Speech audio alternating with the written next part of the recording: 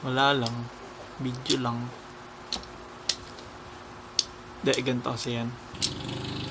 Itong mga nakaraan, hirap gumising ng maaga ngayon. Samantalang nung mga bata pa, nung nag-aaral,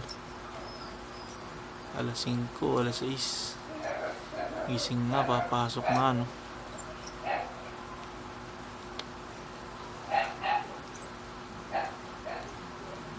Kanina nga nung nagdadrive ako sa bayan, dami kong nadadaanan na mga estudyante, mga naglalakad.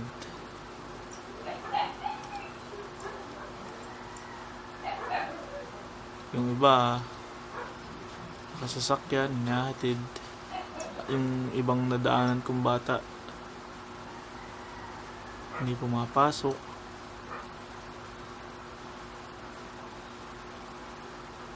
Daming ganun.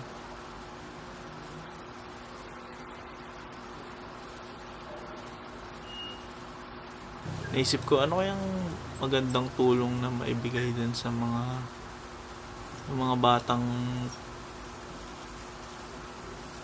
hirap, kumbaga yung kapos, hindi makapag-aral, yung mga nangihingi, mga malimusin yan.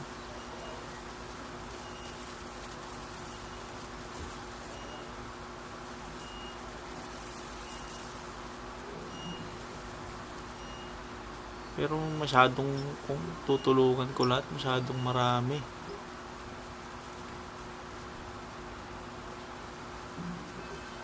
Siguro, subukan ko muna dito sa small scale lang muna sa barangay namin muna, no. Tagal ko nang iniisip to yung pagtulong dito sa barangay namin.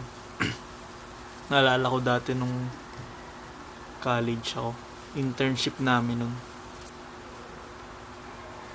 Tinanong ko yung kaklase ko, si Ate Sheila.